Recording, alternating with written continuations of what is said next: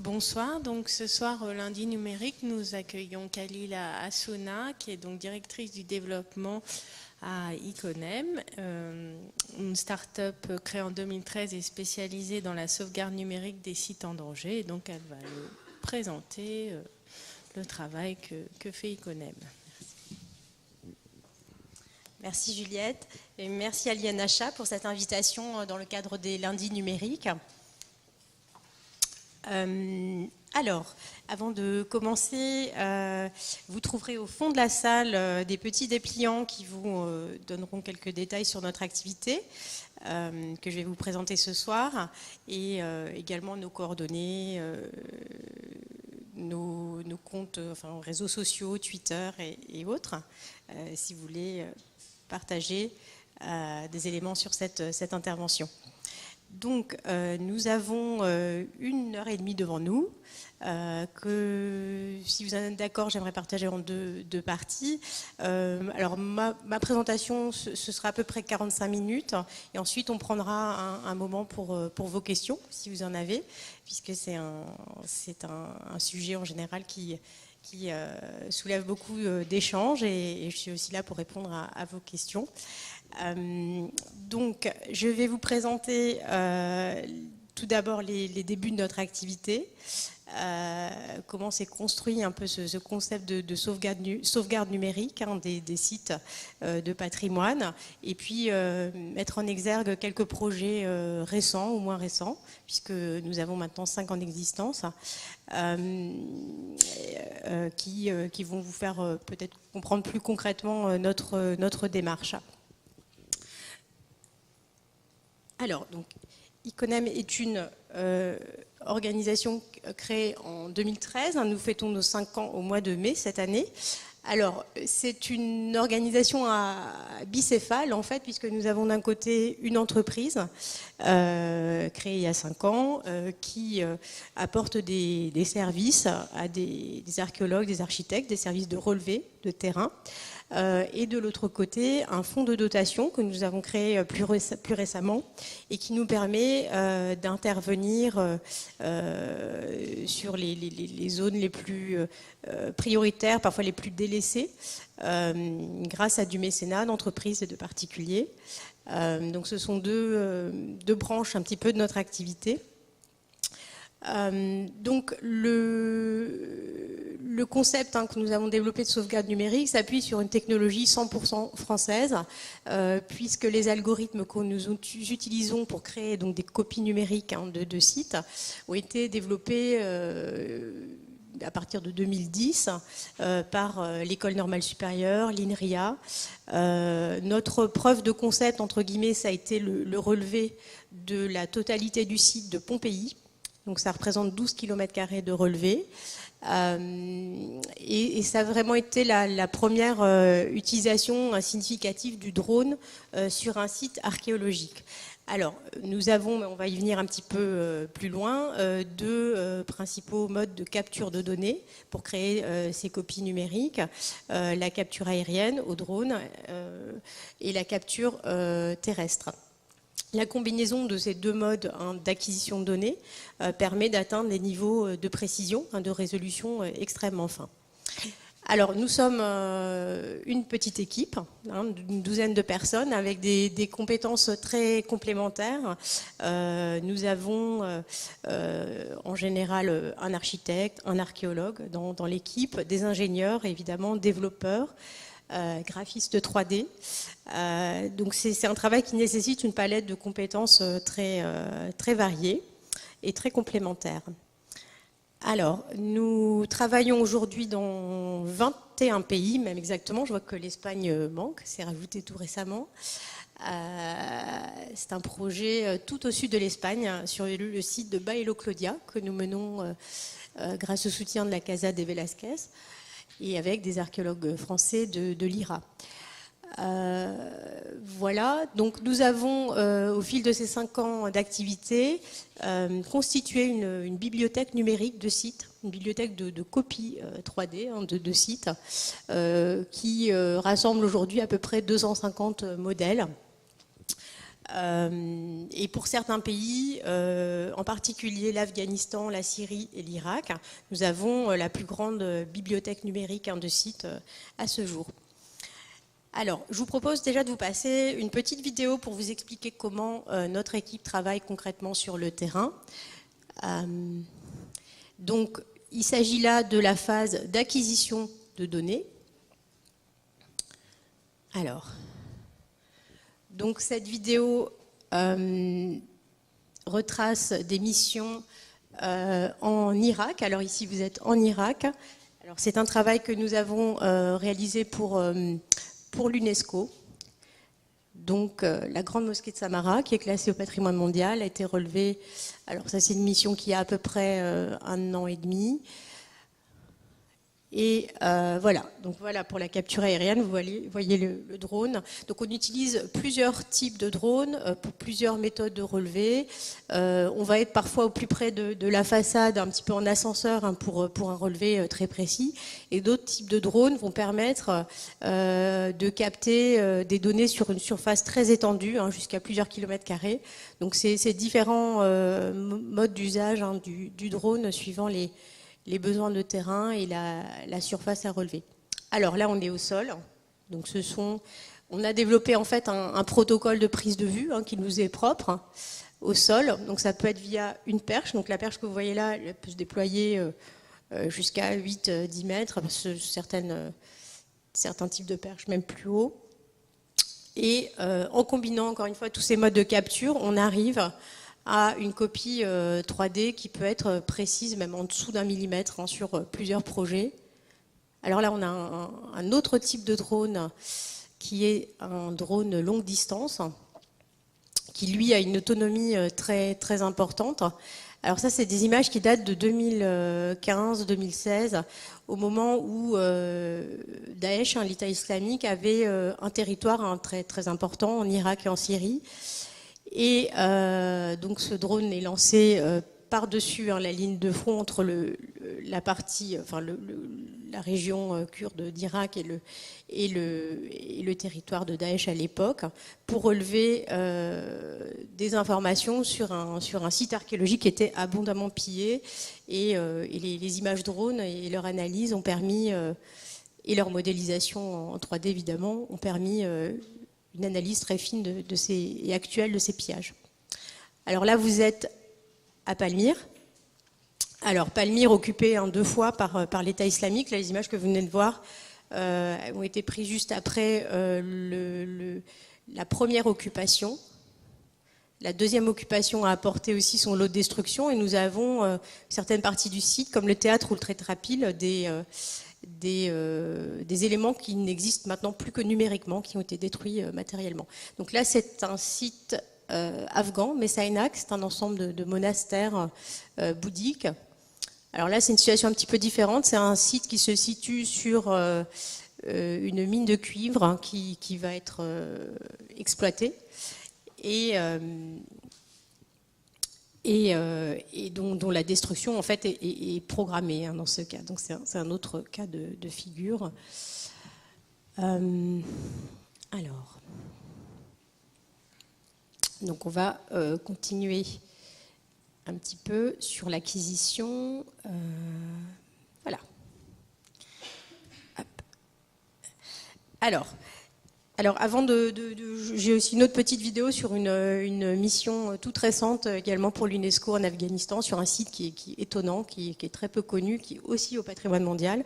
Donc notre travail, c'est aussi de faire connaître au public le plus large des sites qui sont non seulement menacés, mais aussi méconnus, alors qu'ils sont absolument magnifiques et doivent être préservés.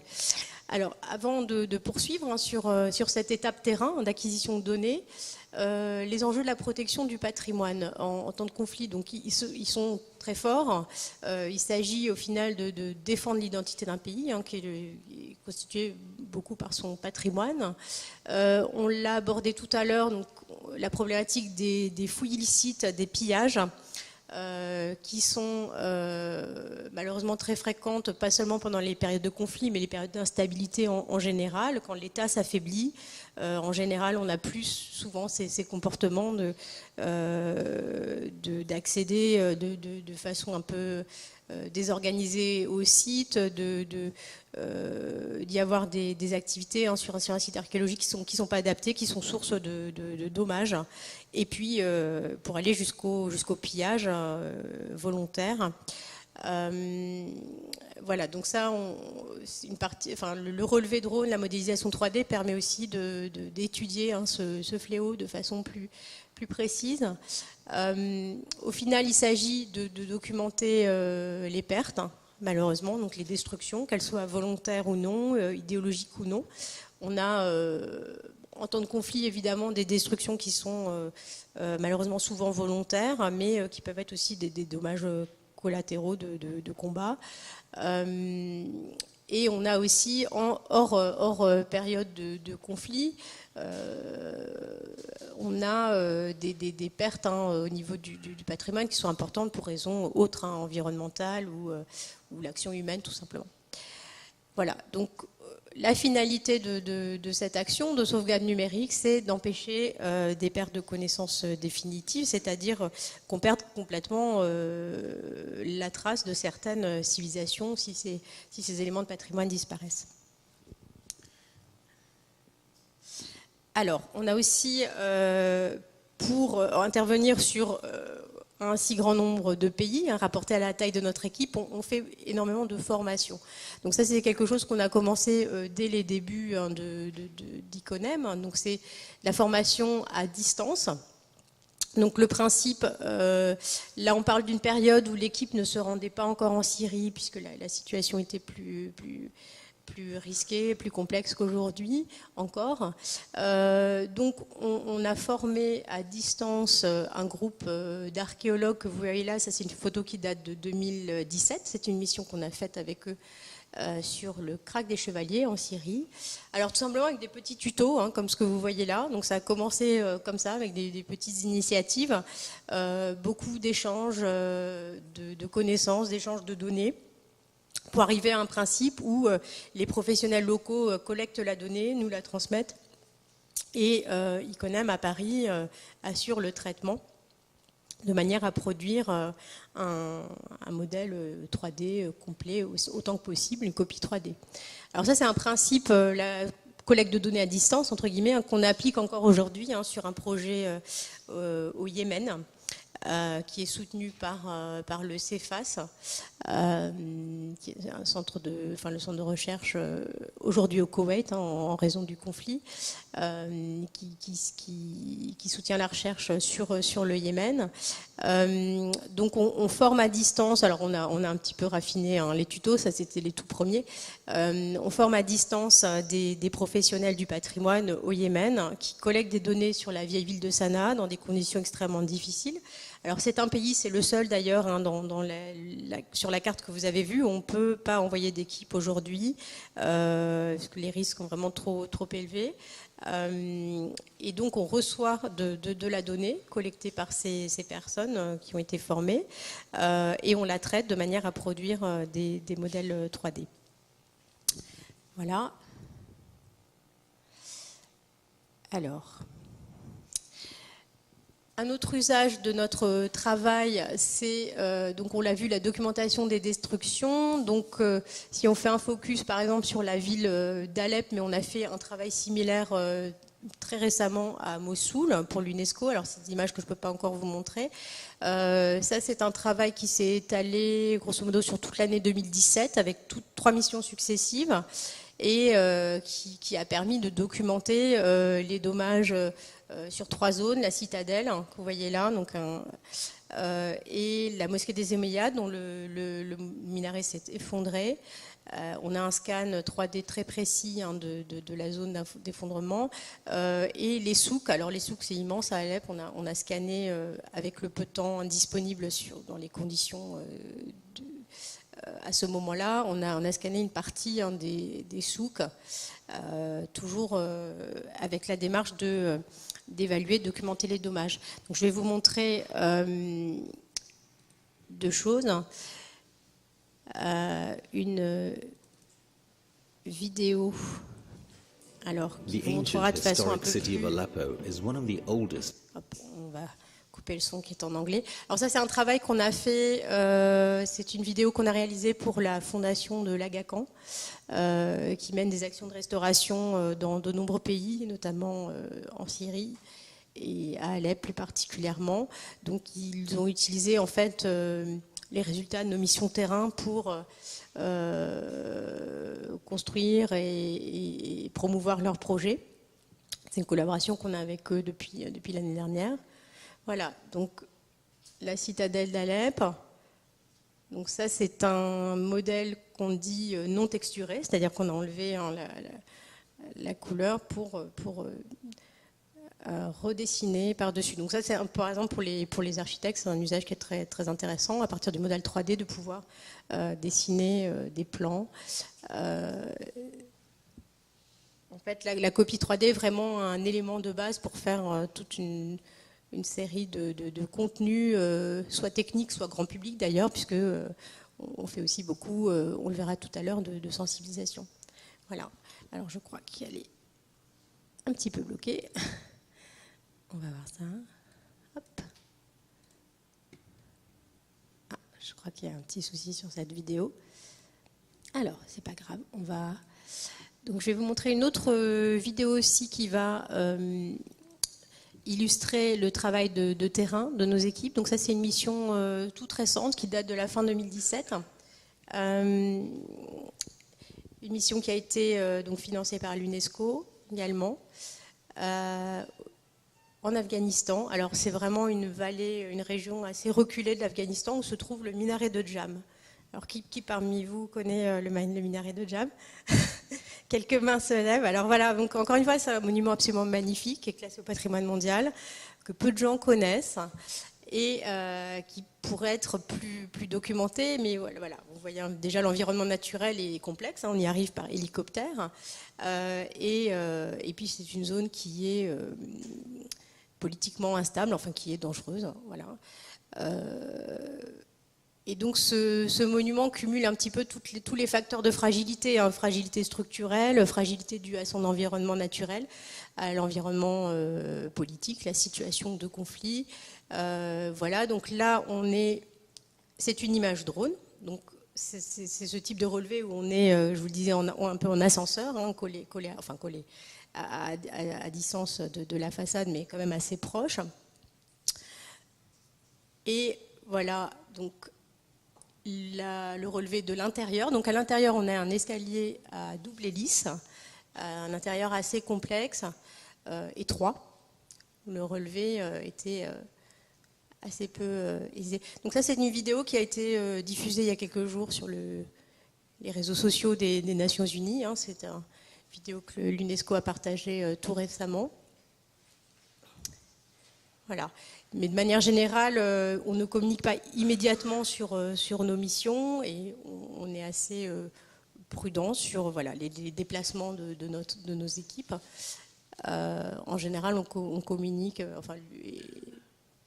l'UNESCO en l'occurrence, quelques mois après la fin de la mission, quand on est sûr que tout s'est bien déroulé. Voilà.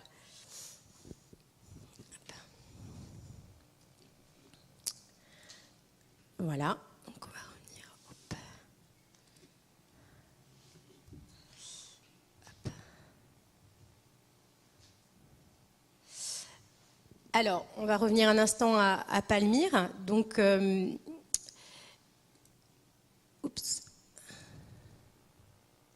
voilà. Alors, ce que vous voyez là, c'est une vue 3D. Voilà. Donc ça, on le voit parce que vous voyez qu'il n'y a pas d'environnement. Hein, c'est un objet 3D que vous voyez là. Alors, ce n'est pas le modèle le plus précis qu'on ait à ce jour parce que la collecte de données a été compliquée. Hein, c'était quelques jours après le départ des troupes de l'État islamique. Donc, avec l'obligation de prendre énormément d'images en très peu de temps, sur des sessions de quelques heures et en tout sur quelques jours.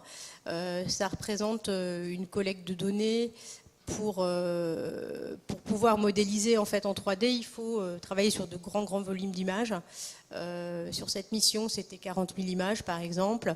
Le Crac des Chevaliers qu'on a vu tout à l'heure, c'est le plus grand volume d'images qu'on ait collecté, parce que l'édifice est complexe. On a scanné aussi tous les intérieurs, donc là on est à 150 000 images à peu près à traiter. Donc avec ces algorithmes de reconstruction 3D, donc on arrive sur des opérations qui sont techniquement complexes, et pour pouvoir recréer donc en volume tous ces environnements. Donc bon, vous voyez l'état de saccage complet du musée, il y avait plusieurs dizaines, plusieurs centaines de sculptures funéraires qui ont été défigurées, beaucoup. Le musée était à ce moment-là dans cet état. Voilà, donc c'est important aussi de figer un petit peu l'état post-destruction. Ça peut être important s'il y a des poursuites, comme il y a eu pour Tombouctou. On peut imaginer d'autres initiatives de ce type pour les destructions volontaires de patrimoine, d'avoir des tribunaux internationaux. Donc c'est important d'avoir une trace à l'instant T de l'état du site, du monument, après ces destructions volontaires. Voilà.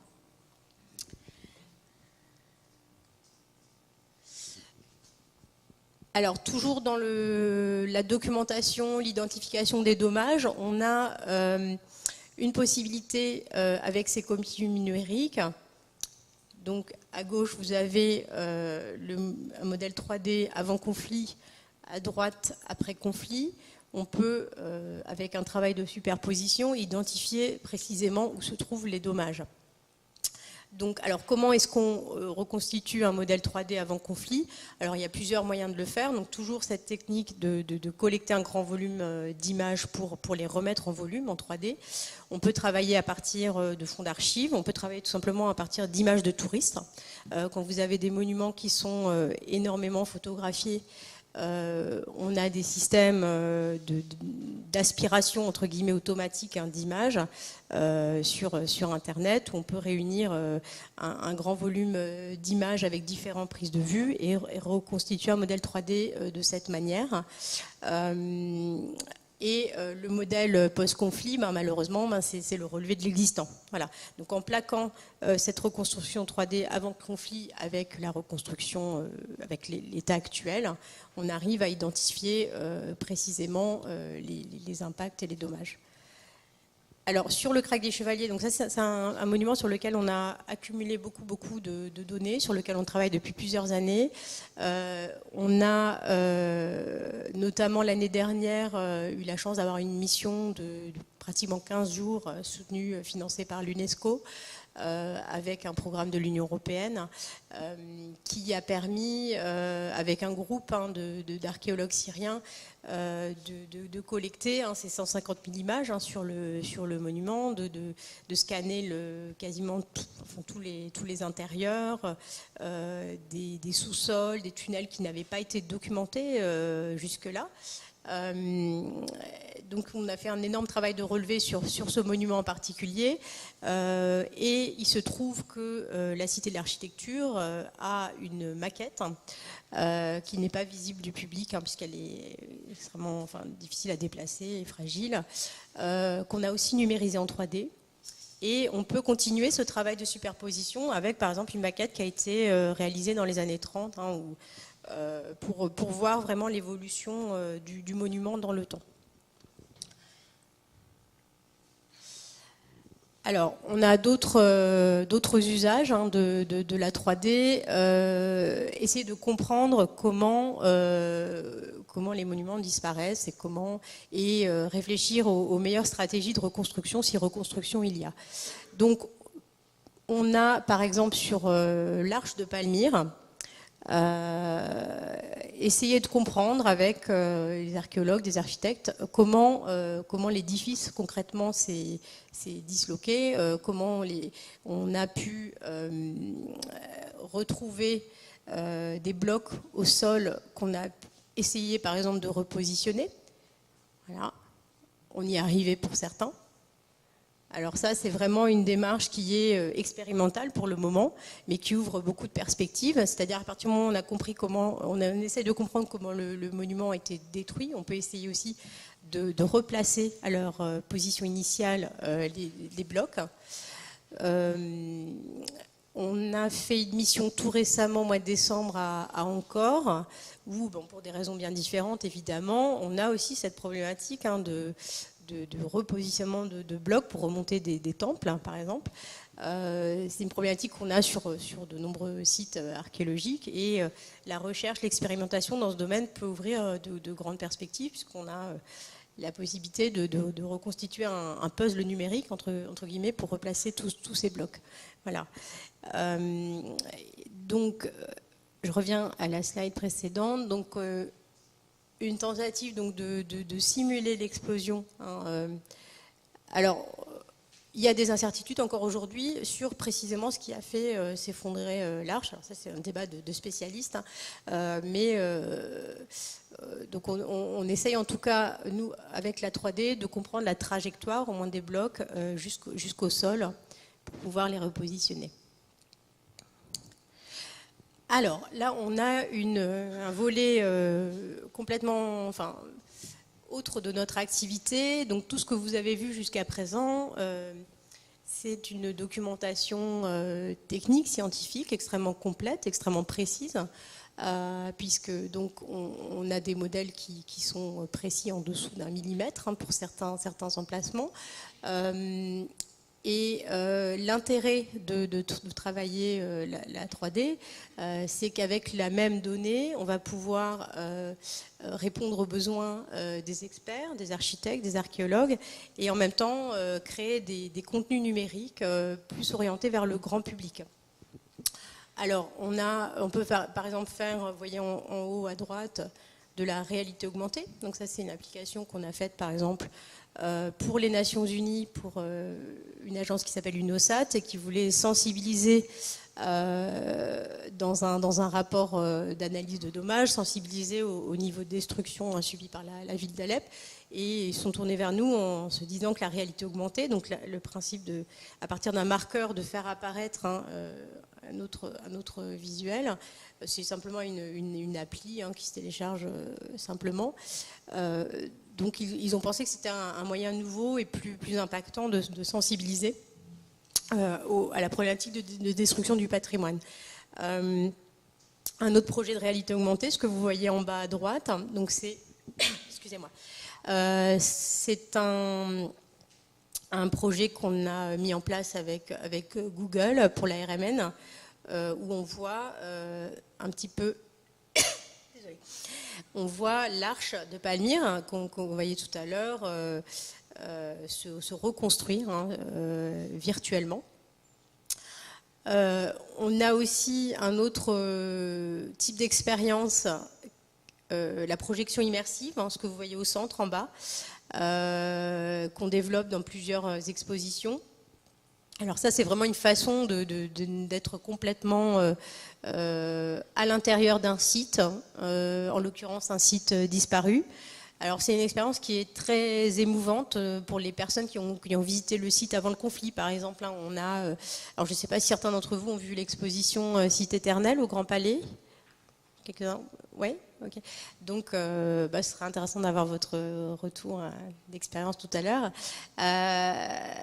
Alors, c'était une exposition qu'on a coproduite avec le Louvre et la RMN, avec seulement 4 objets. Donc, le Louvre a prêté 4 objets et tout le reste, quasiment, c'était du numérique. Donc c'était un petit peu une première sur le sujet du patrimoine et de l'archéologie. On avait peur que ça fasse vide, on avait peur que ce soit froid, et en fait ça dégageait beaucoup, cet espace en particulier que vous voyez là, apportait beaucoup d'émotions aux visiteurs. En moyenne, il restait 40 minutes dans cette salle immersive, où défilait une boucle d'environ 15 minutes qui passait en 3D des images de la mosquée des Omeyyades de Damas, de Palmyre, du Krach des Chevaliers qu'on a vu tout à l'heure. Donc le numérique est vraiment un vecteur d'émotion hein, dans une exposition, donc ça c'était une belle découverte. Et ces expositions numériques, on en prépare pour la rentrée 2018 déjà 4, dont une qui vient d'être annoncée à l'Institut du monde arabe par Jacques Lang, où on va montrer des images totalement inédites. Il n'y aura cette fois-ci aucun objet, donc c'est 100% numérique. Et on va montrer des données de nos missions plus récentes, notamment à Mossoul, au Yémen, en Libye. Voilà, donc sur une surface qui sera à peu près le double hein, pour ceux qui ont visité de Site Éternel. Donc un gros défi aussi. Voilà, et en haut à gauche, c'est Monsieur Majoubi, secrétaire d'État au numérique, voilà, qui teste en réalité virtuelle cette fois-ci nos modèles. Voilà, donc en haut au centre, c'est un petit rendu de ce qu'on voit voilà, dans ces casques. Alors je ne sais pas si vous avez déjà expérimenté, ça c'est plus une expérience individuelle, alors très immersive pour le coup. On a plusieurs de nos modèles qui sont accessibles sous ce mode donc de réalité virtuelle. Voilà, donc alors, quelques références. Donc, comme vous voyez, on a un socle là, universitaire et très fort hein, et de musée aussi. Hein. Donc, on collabore avec le MIT, avec l'Université Bordeaux-Montaigne dans le cadre d'un projet avec le British Museum, avec la Fondation de l'Agacan, avec l'UNESCO bien évidemment, hein, qui est notre premier partenaire. Avec le ministère français de la Culture et puis un grand nombre de missions archéologiques françaises à l'étranger. Alors qui font appel à nous pour donc des relevés hein, de sites, des travaux aussi d'analyse pour donc une documentation vraiment destinée aux archéologues. Voilà. Alors nous avons créé, donc je vous l'ai dit au début, un fonds de dotation, voilà, un fonds pour le patrimoine menacé, dont le premier projet hein, se déroule en Libye. Libye, c'est un pays où il est un peu compliqué hein, de travailler actuellement. Le fonds de dotation est un bon véhicule pour mobiliser, pour recevoir des ressources qui permettent de travailler dans ce pays. Donc toujours une action double hein, de formation et de relevé de terrain. Donc ce qui était très important pour nous dans ce pays, c'était d'intervenir à la fois à l'est et à l'ouest, hein, puisque c'est avec un souci de cohésion hein,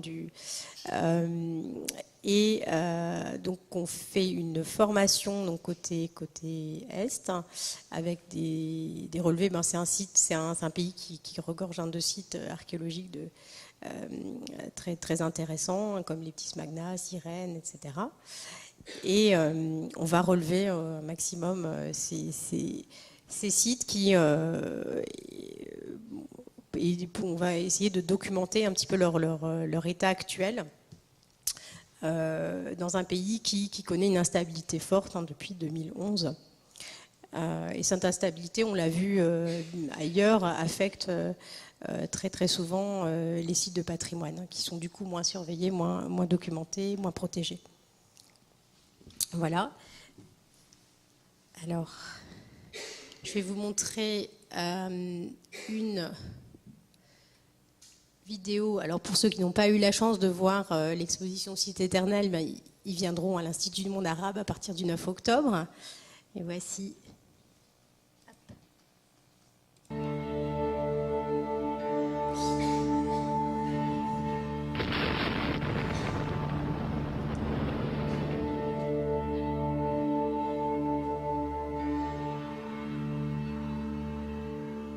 Voilà donc l'espace immersif.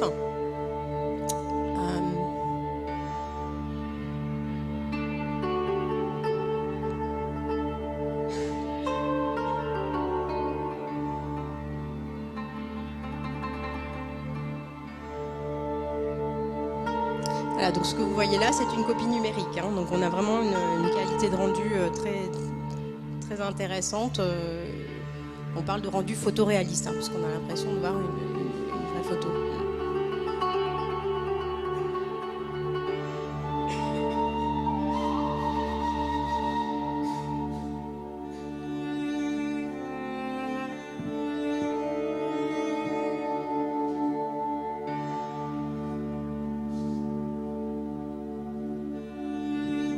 Voilà, encore un usage possible de la 3D qui offre beaucoup de liberté dans le cadre d'une exposition.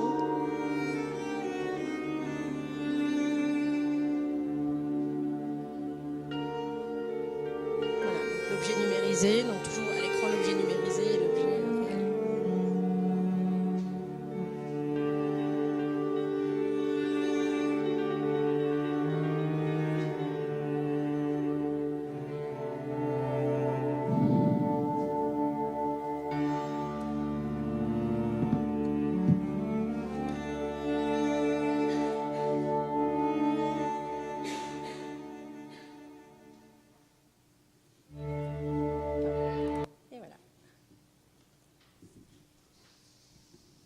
Alors, comme je vous le disais au début, j'aimerais qu'on ait un échange. Voilà, je vous ai présenté un petit peu quelques-uns de nos projets. On en a beaucoup plus, mais il faudrait toute une soirée pour vous présenter nos derniers travaux. Donc, voilà, l'idée, c'est que vous puissiez réagir, poser vos questions, pour que je puisse compléter ces informations. La notion même de copie numérique de site peut poser question. Est-ce que c'est un mode de sauvegarde qui est incontournable aujourd'hui? Enfin voilà, j'aimerais avoir votre sentiment là-dessus.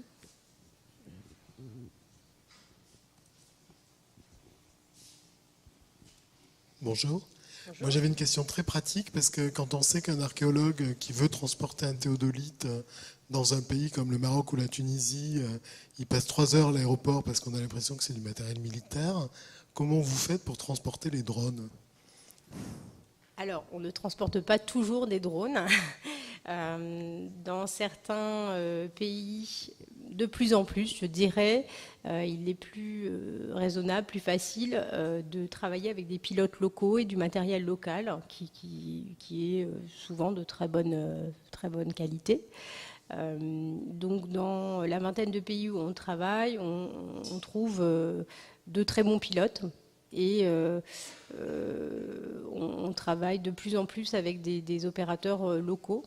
Alors pour des missions complexes comme celle qu'on vient de faire à Mossoul, par exemple, où il s'agissait d'un relevé urbain complet, techniquement complexe, dans ces cas-là, on fait les démarches pour amener notre propre matériel. Donc voilà, on reste aussi coincé à la douane 3 heures, c'est un minimum. Voilà. Après, ce sont souvent des missions qui sont réalisées avec le soutien de l'UNESCO, donc on a des facilités à ce niveau-là. Mais le transfert de matériel dans beaucoup de pays est un défi en soi. Voilà. Il y a des pays comme l'Égypte, par exemple, où ça devient très, très, très compliqué, plus compliqué que dans un pays en conflit. Et on s'adapte au cas par cas. Mais de plus en plus, on a recours à des opérateurs locaux qui ont du bon matériel et qui sont bien formés.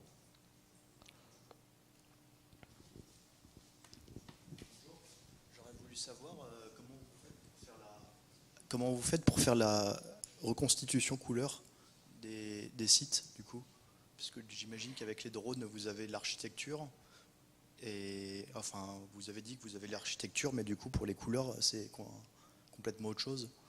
Alors, vous posez une très bonne question, puisque je pense que je n'ai pas suffisamment détaillé, sans rentrer dans la technique, un petit peu la technologie que nous utilisons pour la plupart de nos projets, s'appelle la photogrammétrie. Alors, qu'est-ce que c'est? C'est collecter donc un grand volume d'images, plusieurs dizaines de milliers d'images qui sont traitées par des algorithmes spécifiques qui vont les remettre en volume, en fait, qui vont reconstruire le volume. Donc, on arrive ensuite pour avoir ce rendu photoréaliste, avec cette couleur et cette matière proche du réel. C'est ce qu'on appelle les textures. Donc les textures sont travaillées, sont intégrées au modèle. Et donc c'est une technique au final qui permet d'avoir une colorimétrie extrêmement proche du réel, tout en préservant la géométrie de l'objet. Donc c'est un processus de traitement qui intègre aussi bien la géométrie que la couleur.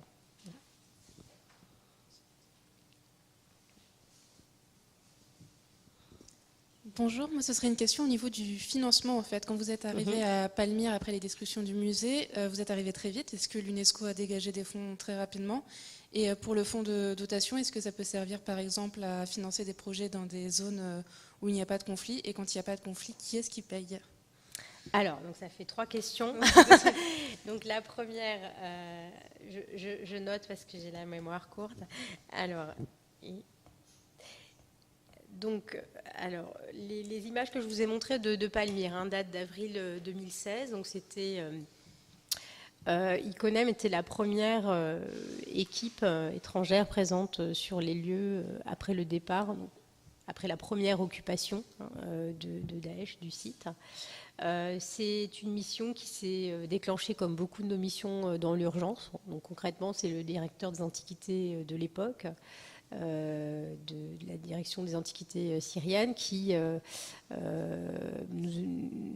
a poussé un cri d'alarme en fait sur la nécessité de relever le site rapidement, de documenter ces destructions.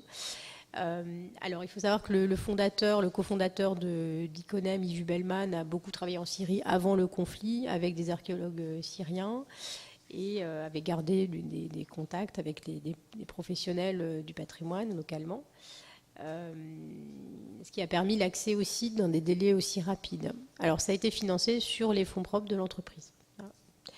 Donc,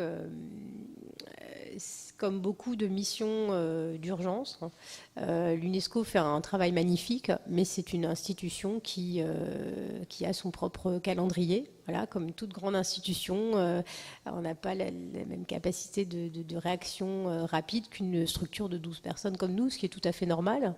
Donc l'UNESCO, l'année suivante, a mis en place, grâce à des fonds de l'Union européenne, un programme de sauvegarde du patrimoine syrien qui a permis de financer le relevé complet du Krach des Chevaliers dont je vous ai parlé tout à l'heure, qui a pris presque une quinzaine de jours sur place.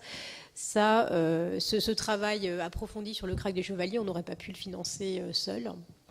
Et les fonds de l'UNESCO sont venus au bon moment pour faire ce travail, mais quand il s'agit d'intervenir quelques jours après des changements importants sur un site, les grandes organisations internationales n'ont pas encore les fonds, n'ont pas encore tout mis en œuvre pour que ce soit possible. Donc c'est bien, il y a une vraie complémentarité entre des très petites structures agiles comme la nôtre et puis de grandes institutions qui vont mobiliser des moyens importants, mais dans un calendrier un peu différent. Et votre troisième question. Ouais. Alors, on fonctionne avec du mécénat. Donc le projet en Libye du fonds de dotation, qu'on soit bien clair, il n'y a pas aujourd'hui, à notre connaissance, en Libye, des sites dévastés comme on peut le voir Palmyre en Syrie, etc. La situation est bien différente. Il y a une situation d'instabilité qui représente une menace pour le patrimoine. Mais il y a eu aussi, vous en avez peut-être entendu parler, des initiatives citoyennes locales pour protéger, gardiner les sites. Donc ça, c'est très important de souligner. Là, l'idée, c'est d'aller se faire une idée plus précise, documentée de l'état réel des sites. Mais il est bien, on sait qu'il est bien meilleur qu'en Syrie, par exemple. Alors, le prochain projet du fonds de dotation, on espère soit au Maroc, soit en Égypte. Donc 2 pays qui ne sont pas heureusement en conflit, et où on retrouve des problématiques plus classiques des facteurs environnementaux, l'urbanisation, des formes de négligence en fait. Dans d'autres pays, ça peut être aussi l'afflux de touristes. L'afflux de touristes est une menace sur le patrimoine qui induit une dégradation rapide des sites. La menace en temps directement due au conflit, c'est un petit peu la partie émergée de l'iceberg, on va dire. Mais la menace sur le patrimoine, elle est de plusieurs ordres. Et elle peut s'exercer en sortant de ce bâtiment. On a des cas aussi en France, malheureusement.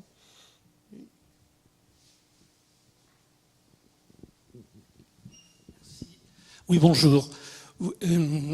Le modèle numérique, c'est bien entendu une métadonnée et qui peut avoir des utilisations multiples, effectivement, y compris des utilisations dans le temps. Et vous avez bien insisté sur le fait conservatoire de la numérisation des monuments, c'est ce qui est parfait, on ne peut qu'adhérer à cette idée-là. Alors ma question est par rapport à cette conservation, quelle est la politique d'ICONEM par rapport à la conservation des données brutes et des codes sources ? Parce qu'en fait, là, nous n'avons vu que des rendus, en fait. Alors, quel intérêt pour un archéologue, l'intérêt de la maquette numérique, du modèle numérique, c'est toute l'acquisition. Alors, tout à fait. Donc, notre politique, elle est très simple. C'est qu'on livre, alors ça fait du volume de données, mais on livre toutes les images brutes avec le rendu 3D. Alors, je me rends compte que je n'ai pas montré tant que ça, en fait, du rendu 3D, mais vous avez vu des images drones, vous avez vu de la 2D, vous avez vu...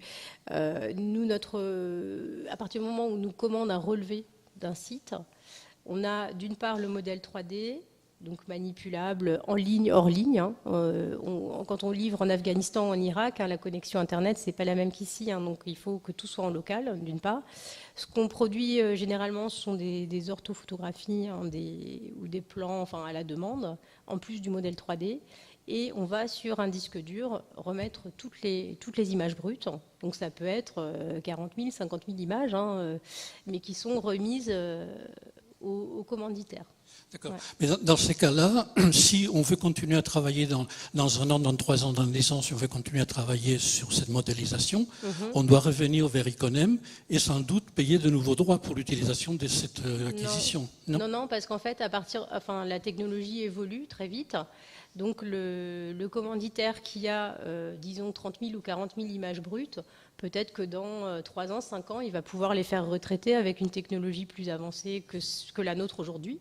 Voilà. Et il a en tout cas toutes les clés en main, il a toute la donnée pour pouvoir être autonome. Pour nous, ce qui est important, c'est que on ne cherche pas à créer de clients ou de partenaires captifs. C'est pas du tout notre politique. La politique, c'est que la donnée puisse évoluer avec la technologie et qu'elle puisse qu'on conserve toutes les images brutes qui permettraient éventuellement d'avoir peut-être un rendu différent ou meilleur dans quelques années. On peut tout imaginer. En tout cas, on n'a pas intérêt à conserver. Il y a une chose, stocker de la donnée aujourd'hui, c'est un enjeu. Ça coûte beaucoup d'argent. Donc nous, on ne thésaurise pas, on n'accumule pas. Voilà, on garde ce qui est nécessaire, évidemment, puisque c'est la notion de trace de sauvegarde numérique. Mais en tout cas, on rend nos partenaires, nos clients complètement autonomes. Voilà. Merci, c'était bien de le dire. Parce que personnellement, j'ai vu beaucoup de données qui se sont baladées dans la nature. Une fois que les acquisitions sont faites, le commanditaire n'avait pas pris le soin de sécuriser ces données et elles disparaissent. Et il faut recommencer et recommencer et recommencer. Oui, vous avez raison. Après, nous, on livre tout sur disque dur. Après, c'est vrai que c'est plus vraiment notre responsabilité, ce que devient le disque dur. Et voilà. Et en tout cas, on fait beaucoup de pédagogie et on informe sur exactement ce que vous dites. C'est l'importance de la donnée brute, parce que c'est la donnée brute qui va permettre après de décliner tous les contenus qu'on a vus. Alors là, il y a plusieurs cas de figure. Par exemple, quand on travaille pour l'UNESCO, les projets sont financés à 100% pour l'UNESCO et l'UNESCO est 100% propriétaire du travail. Alors c'est pour ça que je vous montre peu de choses sur des missions récentes de l'UNESCO parce que c'est des données qui ne nous appartiennent pas. On a fait les relevés, mais les données ne nous appartiennent pas. Donc tout ce qu'on montre est soumis à leur autorisation. Ce qui est normal puisqu'ils sont les financeurs et propriétaires. Alors après, il y a le cas des données qu'on a collectées sur nos fonds propres, qui du coup nous appartiennent mais qu'on partage, enfin comme bon nous semble en fait. Hein. Les données de Palmyre, elles ont énormément circulé, on les a partagées à de multiples occasions.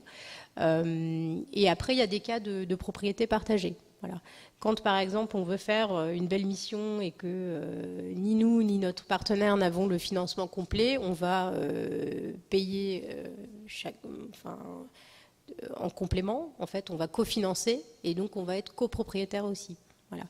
L'important pour nous, au-delà de cette question de propriété de données, c'est qu'elle soit valorisée en fait. C'est-à-dire que, par exemple, même si une donnée ne nous appartient plus, quand on a une opportunité de la diffuser au grand public, par une exposition par exemple, on va voir le propriétaire de la donnée à qui on l'a remise et on discute pour que cette donnée soit montrée au plus grand nombre, qu'elle soit valorisée. Parce que c'est vraiment ça qui est important aujourd'hui. Une donnée dont on est propriétaire mais dont on ne fait rien, c'est de la donnée morte en fait. Donc ce qui est important c'est de valoriser et de faire connaître. Sinon j'ai une autre question technique. Vous parlez essentiellement de photogrammétrie. Est-ce que vous faites le choix parfois de faire des scanners sol et aériens d'ailleurs plutôt que photogrammétriques? Du laser, vous voulez dire hein? Oui, laser ou LIDAR. Oui, en fait, nous, on fait le choix d'appliquer la meilleure technique à la situation où on se trouve. Alors, dans des zones de conflit, dans des zones où il faut intervenir rapidement, avec du matériel léger, la photogrammétrie est quand même une bonne option. Hein. Et puis, voilà, parce qu'il y a des situations où c'est... soit c'est pas indiqué d'utiliser du laser parce que par exemple le rendu va être moins beau tout simplement. Et il y a des situations où il vaut mieux utiliser le laser que la photogrammétrie. Donc vraiment on s'adapte au chantier, au temps qu'on a. On travaille par exemple pour la mairie de Paris. C'est évident qu'un relevé qu'on fait pour la mairie de Paris, c'est pas du tout les mêmes conditions que ce qu'on va faire à Mossoul ou en Afghanistan. Donc après il y a aussi cette chose-là qui entre en jeu. Et on essaye toujours d'utiliser la meilleure technique pour le projet qu'on doit suivre. De même au niveau aérien, on envisage régulièrement des options ULM, hélicoptère, cerf-volant. Cerf-volant, on a fait une mission au Sultanat d'Oman où c'était absolument impossible de faire rentrer des drones, mais vraiment très très très fortement déconseillé. Et on a passé des mois à chercher des solutions, des alternatives, et on a fini par faire le relevé au cerf-volant avec un résultat tout à fait satisfaisant. Donc l'important, c'est de s'adapter aux conditions locales et quand on le peut, d'avoir la meilleure solution technique pour le site où on se trouve.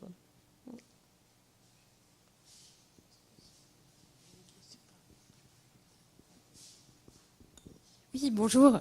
Je rebondis sur la question précédente sur la valorisation justement de ces données. Moi, plutôt à l'usage des chercheurs. Je pense notamment au cas pratique de l'anastylose de l'Arche de Palmyre. Vous parliez justement, vous montrez sur votre diapo la dimension recherche et développement. Est-ce que vous publiez des éléments de méthode justement pour l'anastylose numérique par exemple, ou des choses plus concrètes à Paris sur le relevé de la tour Saint-Jacques notamment, enfin voilà, pour des exemples qui m'intéressent personnellement. D'accord. Alors, donc comme j'ai indiqué, cette démarche, elle est pour le moment expérimentale. Elle peut fonctionner sur des blocs assez volumineux quand même.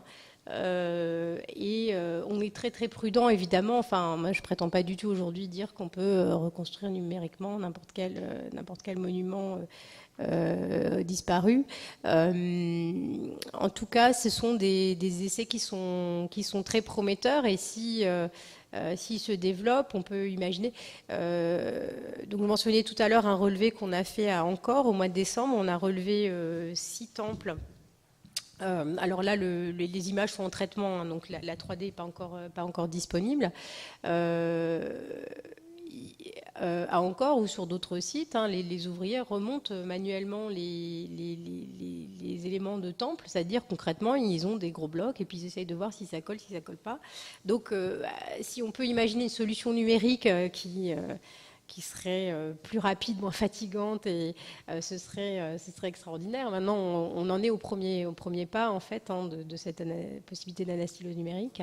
Et ce sont des expérimentations qui, en tout cas, intéressent beaucoup les archéologues. Alors, on n'a pas encore publié en tant que tel. Donc ça, c'est le visuel que je vous ai montré. Il est extrait d'une étude qui n'a pas été diffusée pour le moment. Et on travaille sur ce sujet avec plusieurs architectes, archéologues qui sont intéressés par cette démarche.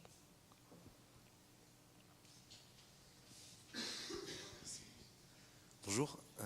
C'était une question sur les rendus, justement, de savoir si vous arriviez jusqu'à des reconstitutions, en fait, pas des reconstitutions, mais des restitutions de sites, même au-delà de la reconstitution avec les blocs sur place, mais donner des aspects, par exemple, de Pompéi ou des choses comme ça pour le grand public, justement, ou pour les chercheurs. Si ça allait de la donnée de base jusqu'à une restitution archéologique. Oui, on a réalisé une quinzaine de restitutions pour différents projets. Alors, une de nos restitutions a été publiée par le National Geographic en 2015 sur le site de Messainak en Afghanistan, donc, qui était dans la petite vidéo. Et on a fait une restitution également d'une villa de Pompéi. Alors ça, c'est de la donnée c'est de la 3D un peu ancienne, voilà. Mais c'est quelque chose qu'on nous demande régulièrement. Alors c'est un travail extrêmement minutieux qu'on fait toujours avec les archéologues de référence. Et on est en train d'en préparer une, par exemple, sur le site de Bailo Claudia en Espagne. Il y a déjà eu plusieurs hypothèses avancées par les archéologues sur des éléments du site. Et on les accompagne pour transcrire en 3D leurs hypothèses de restitution. Oui, bonjour. Qu'est-ce que vous faites avec le MIT et Google et qui possède quoi? Et est-ce que ça a changé quelque chose de faire des partenariats avec eux, pour votre boîte? Ok, alors le MIT et Google ne possèdent rien chez nous. Voilà. Alors avec Google, c'est l'expérience en réalité augmentée qui était dans l'exposition du Grand Palais que j'ai montré tout à l'heure. Donc ils ont une tablette qui s'appelle Tango. Qui venait de sortir au moment de l'exposition, et on a proposé une expérience de réalité augmentée avec eux et avec une entreprise qui s'appelle Guidigo. On a simplement prêté nos données pour créer cette expérience sur les tablettes Google, mais la donnée n'appartient pas à Google pour autant. Alors, Google a son propre agenda, voilà, et en tant qu'entreprise américaine, ils ne sont pas forcément ultra présents dans les mêmes pays que nous, au Moyen-Orient. Et voilà, ils font des choses très très intéressantes, avec le British Museum notamment, et pour le moment, on n'a pas trouvé de projet en discussion continue depuis plusieurs mois. Mais ils ont en fait leur propre agenda en matière de patrimoine. Et peut-être qu'un jour, un projet se fera. Le MIT nous commande des conférences. Donc on partage plutôt de la connaissance, du savoir-faire, des technologies avec eux, avec leur département d'architecture en particulier. Oui, bonjour. Alors du coup, je me posais une question, je reviens un peu en arrière par rapport au sujet là. La politique des personnes qui vous demandent, je pense par exemple à Messainak en Afghanistan, où vous nous avez dit que le site était voué à disparaître pour une mine, je crois. Une mine de cuivre. Une mine de cuivre. Une fois que vous êtes intervenu pour faire les relevés du terrain, est-ce qu'il y a des fouilles archéologiques qui sont organisées, comme ici en France, des fouilles préventives avant destruction? Ou est-ce que la politique locale part du principe que, comme vous avez fait un relevé de ce qui est encore levé et bâti, c'est suffisant et on peut passer à la destruction? Alors, en l'occurrence, pour le site de Messaïnac, c'est un relevé qu'on avait démarré il y a plusieurs années. C'est un site très étendu, donc il y a eu plusieurs sessions. On a terminé notre travail. On a une copie numérique du site qui théoriquement peut maintenant être détruit. Mais il a toujours, la situation sécuritaire fait que la situation est en suspens et l'exploitation de la mine n'a pas commencé. Mais le site est totalement relevé. Voilà. D'accord. Mais du coup, tout ce qui est fouille vraiment en terre pour le mobilier, pour les traces archéologiques qu'on ne peut pas voir avec la photogrammétrie, etc., ça, par contre, ça va être totalement mis de côté. Alors non, le site est toujours documenté. Alors par exemple, toujours en Afghanistan, le minaret de Jam, le relevé drone des environs et la modélisation 3D a permis de repérer des vestiges. Parce que c'était une ville, vous avez vu ce minaret seul au milieu de la vallée, et en fait il y avait il faut imaginer toute une ville autour dont il reste des vestiges sur la roche et que le relevé au drone a pu identifier. Voilà. Après nous on accompagne les archéologues, donc les travaux de fouilles, de restauration, etc. continuent pendant les relevés. On intervient à des étapes clés où on veut figer encore une fois une situation, un état du site. On peut revenir aussi pour relever l'évolution du site. Et surtout quand on fait un relevé d'un site de plusieurs hectares, par exemple, on se met d'accord sur des points d'intérêt qui vont être relevés de manière particulièrement précise. Ça peut être 1 millimètre s'il y a des choses particulières, et on peut revenir l'année d'après s'il y a eu... Ça a été le cas par exemple au Sultanat d'Oman. On a un projet avec le CNRS et le ministère de la Culture d'Oman sur un site qui se trouve sur la liste indicative du patrimoine mondial, qui est le centre de l'attention du ministère de la Culture dans ce pays. Et c'est un site qui évolue beaucoup, avec des restaurations, des fouilles en cours, et on a fait plusieurs relevés à différentes étapes. Merci.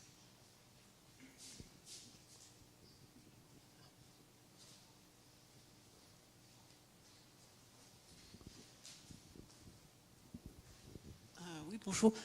C'est une question à propos des collaborations avec donc les équipes qui ont déjà travaillé sur des sites. Donc, par exemple, le minaret de Jam, je sais qu'il y a des Italiens qui ont beaucoup travaillé.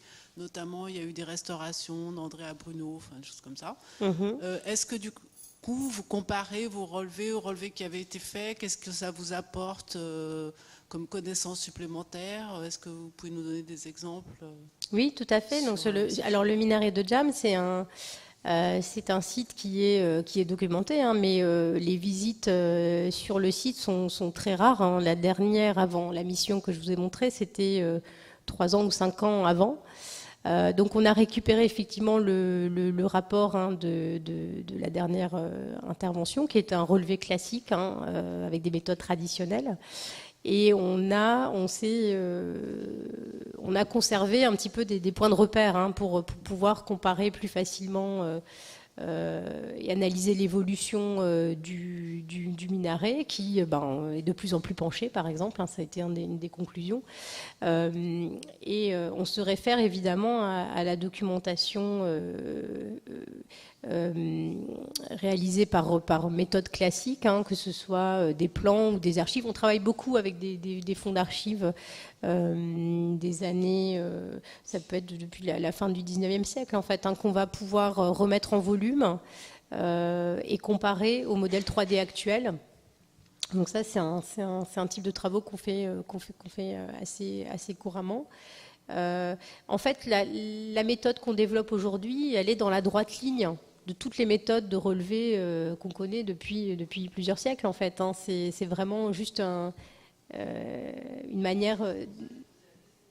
Voilà, donc on se place vraiment dans la continuité de toutes ces méthodes antérieures et avec la possibilité de comparer cette documentation avec de la documentation antérieure. Ça, c'est très important et c'est pour ça qu'on travaille beaucoup aussi à partir d'archives. Hein. Et en l'occurrence, pour le minaret de Jam, on s'est appuyé sur la mission la plus récente. On a analysé toute la documentation qui avait été produite à ce moment-là et on a fait en sorte de pouvoir plaquer notre travail sur le relevé précédent.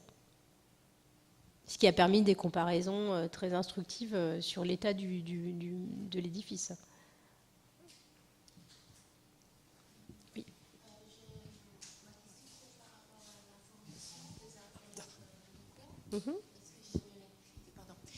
C'est la formation des archéologues locaux. Si vous avez une activité, vous en avez parlé un petit peu, assez développée. Et ensuite, je me demande si, après ces données qui sont assez sophistiquées, et vous avez des matériels assez sophistiqués, localement, est-ce que les archéologues ou les autorités locales, ils ont la possibilité de les exploiter avec cette technologie qui est très sophistiquée après, dans des situations très difficiles, des pays qui ne sont pas économiquement... Est-ce qu'après, ils y arrivent à voilà, exploiter des technologies autant avancées? Voilà, c'est ça un peu. Alors, notre méthode en matière de formation, elle est très simple, c'est de former les personnes où elles se trouvent avec l'équipement dont elles disposent. Alors, quand on peut, on améliore hein, leur équipement, on améliore aussi leur connaissance. Hein, nos formateurs sont là pour ça. Mais beaucoup de formations pêchent par... une manière de travailler à distance sur du matériel qui n'est pas disponible sur place. Hein. Ça peut être voilà, des lasers très perfectionnés, des scanners laser très perfectionnés ou d'autres types d'équipements. Nous, ce qui est très important, c'est pour ça qu'on insiste sur le caractère simple et léger hein, de l'équipement, c'est que les personnes puissent s'entraîner là où elles se trouvent, dans les conditions qu'elles ont. On a plusieurs pays où la connexion Internet, par exemple, est un vrai sujet et on contourne hein, ce problème en travaillant en local hein, le plus possible. Voilà, donc on a formé des équipes à Bagdad, à Erbil, à Messaïnak, directement sur le site en Afghanistan. On a formé aussi à distance, hein, ça j'en ai parlé. L'important, c'est que les gens puissent aussi pratiquer là où ils se trouvent, parce qu'ils ont un certain type de patrimoine autour d'eux. Les faire venir en Europe pour scanner des églises romanes, est-ce que c'est pertinent? Je ne sais pas. C'est très bien qu'ils puissent s'entraîner, parce que c'est une technique où la pratique est très très importante. Hein. La partie théorique est assez peu significatif, puisqu'il faut énormément pratiquer, collecter des données, traiter des jeux de données pour être performant dans ce domaine. Et c'est important de pouvoir s'entraîner fréquemment près de chez soi, en fait, hein, et avec le type de patrimoine qui les entoure. Hein. Ils ont les ordinateurs, ils ont les équipements nécessaires localement, ou c'est une difficulté aussi? Alors on complète, souvent on complète. On a fait plusieurs formations pour le compte de l'UNESCO. L'UNESCO va acheter du matériel, mais c'est jamais du matériel extrêmement coûteux ou complexe à manipuler. Hein, mais ça peut être effectivement un ordinateur, c'était le cas en Afghanistan, un ordinateur qui est quand même suffisamment puissant hein, sans que ce soit une machine de course, hein, mais le minimum de matériel qui permet de travailler correctement dans les conditions de certains de ces pays.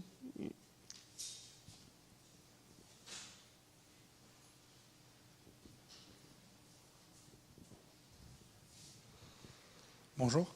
Moi, ce serait une question par rapport à votre mission sur sensibiliser le public, donc notamment avec l'exposition Site Éternel. Comment est-ce que vous voyez finalement cette modélisation 3D dans les musées en général? Est-ce que vous avez finalement un point de vue sur est-ce que ça pourrait remplacer en partie la mission d'un musée? Comment est-ce que vous le voyez? Alors ça ne remplace pas l'objet, hein, qu'on soit bien d'accord. Alors l'enseignement de Site Éternel, l'exposition du Grand Palais qui n'a duré que 3 semaines, pour des raisons de programmation. C'est une exposition qui a été produite dans des délais très courts et qui est évidemment liée à l'activité, à l'actualité, pardon. D'ailleurs, le vernissage de cette exposition a eu lieu le jour où l'État islamique a repris Palmyre pour la 2e fois. Voilà, donc c'était d'autant plus... on voyait vraiment l'urgence et la nécessité de l'initiative. Donc en 3 semaines, le Grand Palais a accueilli 60 000 visiteurs et a constaté 2 choses. Un rajeunissement important du visitorat. Donc ils ont gagné 3 ans de moyenne d'âge, ce qui est beaucoup, paraît-il.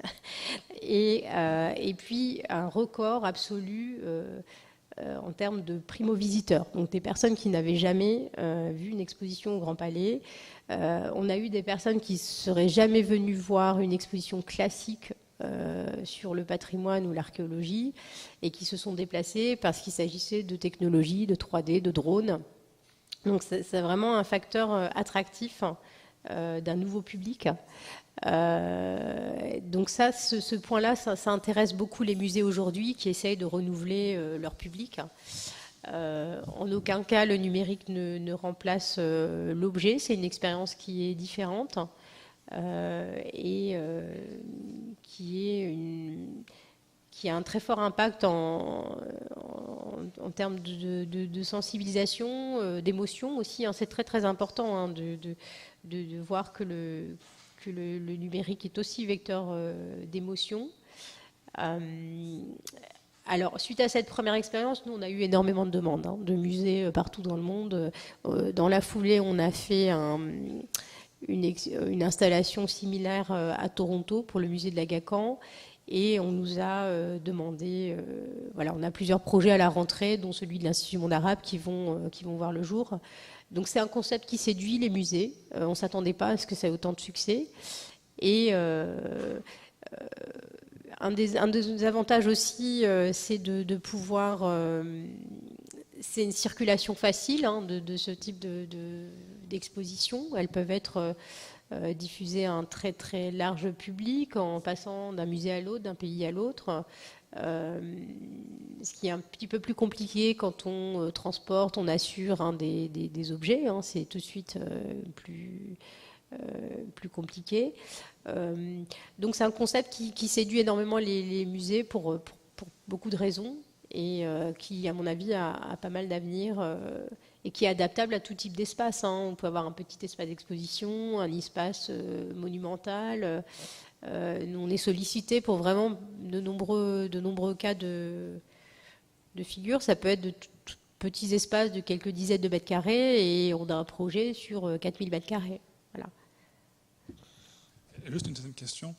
Donc vous étiez les premiers à faire ce type d'exposition, quelque chose d'immersif à ce point-là? En Europe, à Paris en tout cas, Site Éternel a vraiment été une exposition événement parce que c'était une vraie prise de risque de la part de la RMN et du Louvre de présenter une exposition avec seulement 4 objets, d'autant qu'à Paris, le visiteur moyen de musée est habitué à avoir une abondance de pièces. Donc c'était un vrai défi. Et donc je pense que c'est un concept qui était nouveau à Paris, en France, et puis aussi dans une certaine mesure en Europe. Il y a déjà eu des initiatives en Asie davantage, et puis mais la France a vraiment une carte à jouer sur avec cette expertise en matière de patrimoine et de muséographie appliquée au numérique. On a vraiment une carte à jouer sur ce type de projet en exposition numérique.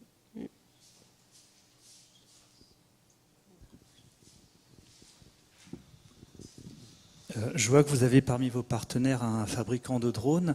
Est-ce qu'il y a des échanges avec les constructeurs? Est-ce qu'il y a des retours d'expérience dont vous leur faites part? Est-ce qu'ils prennent en compte les spécificités de vos travaux aussi pour éventuellement développer des appareils qui colleraient au plus près de vos besoins? Alors, vous parlez sans doute de Parrot, qui est le leader européen du drone, qui est actionnaire non majoritaire de l'entreprise, Iconem. Alors, au tout début de l'entreprise, les fondateurs fabriquaient, comme beaucoup de gens à cette période, leur propre drone. Donc, c'était un petit peu une forme de bricolage propre à cette époque. Et ensuite, les drones se sont perfectionnés, se sont effectivement davantage adaptés aux besoins. Alors, ce qu'apportent nos équipes aux fabricants de drones, c'est un retour d'expérience en situation un peu extrême, tant sécuritaire que climatique aussi. Comment réagit un drone à 50 degrés dans le désert irakien. Bon, c'est intéressant de savoir pour les fabricants. Donc, on a pu effectivement faire ce type de retour sur la robustesse de tel ou tel matériel. Et aujourd'hui, avec 5 ans d'existence, on a exactement le matériel qu'il faut pour les missions qu'on réalise. Et voilà, donc ce qui est important de souligner, c'est l'évolution à la fois de la technologie en matière de 3D. Les rendus sont toujours, quand on compare un rendu 3D d'il y a 3-4 ans et ce qu'on peut avoir aujourd'hui, il y a une vraie progression. Et au niveau du matériel d'acquisition de données, c'est la même chose. On est vraiment, on a quelque chose de beaucoup plus adapté qu'il y a quelques années.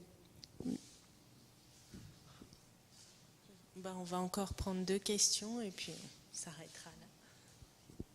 Bonjour, je voulais revenir sur la question de la valorisation auprès du public, notamment à travers l'exposition Site Éternel. Et je me demandais comment vous passiez justement de ces données brutes aux films projetés dans une exposition qui permet l'expérience immersive. Je sais que pour Site Éternel, vous avez notamment travaillé avec un réalisateur. Et voilà, je me demandais comment se passait ce travail de scénarisation en fait des images. Alors c'est passionnant parce que c'est un travail à 4 mains avec les réalisateurs qui au départ ne sont pas forcément, ou des scénographes qui ne sont pas forcément sensibilisés à la 3D. Et en général, ils sont conquis. Donc, ils voient vraiment, non pas une concurrence par rapport à ce qu'ils font, mais un développement infini pour leur créativité. Donc, le matériau de base, alors, on a effectivement la donnée brute, donc les milliers d'images traitées en modèle 3D. Et le modèle 3D, c'est vraiment l'objet de base qui va permettre de faire des vidéos 3D, qui va permettre, donc comme celle que vous avez vue dans le petit film d'exposition, qui va permettre de générer aussi toute la documentation technique dont on a parlé auparavant, donc les plans, coupes, etc. Donc on a vraiment un objet multi-usage. À partir du modèle 3D, on peut faire énormément de choses. On peut faire travailler sur la réalité augmentée, la réalité virtuelle. C'est vraiment le module de base en fait qui permet notamment de faire ces vidéos immersives que vous avez vues. Ouais.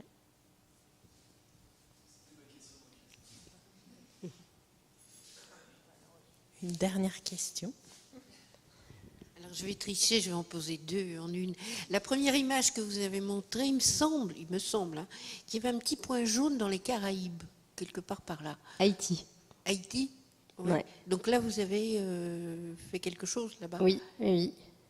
Et puis, en fait, l'autre question plus importante, est-ce que vous êtes sollicité par des organismes comme les chaînes de télévision ou je pense parce qu'ils passent à la télévision des documentaires qui certes sont grand public, mais qui sont quand même remarquablement faits en liaison avec la BBC, National Geographic, etc.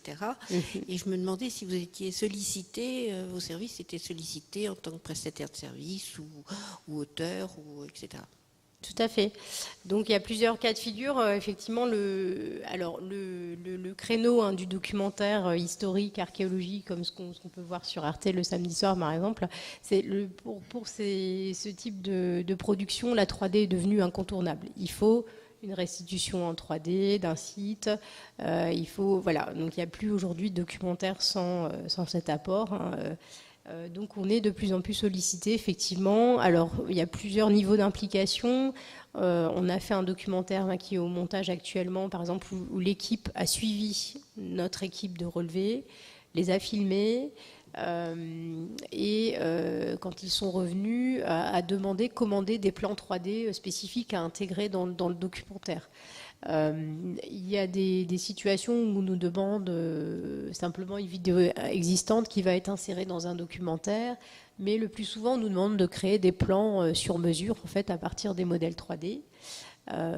Donc ça, c'est des demandes qui se multiplient effectivement parce que c'est devenu un petit peu un passage obligé pour les producteurs de documentaires, et en particulier pour tout ce qui a trait au patrimoine et à l'archéologie. De la même façon que les vues drone maintenant, c'est obligatoire aussi. On survole d'abord le site au drone. Donc on place aussi ce type de matériel, des vues drone de certains sites. Et c'est une activité qui se développe. C'est financièrement intéressant ? Non. Rarement. Voilà. Mais le monde du documentaire est un petit peu économiquement sinistré, en tout cas en France. Et il y a beaucoup d'aléas. Il y a beaucoup d'aléas parce que c'est des projets qui doivent trouver et un diffuseur et des financeurs. C'est des projets au long cours. Alors il y a certains projets très très bien ficelés, bien financés, qui se concluent en moins d'1 an. On en a 2, mais autrement c'est très très long. Le cycle de production est très long. Je vous remercie pour cette présentation. Merci pour votre attention.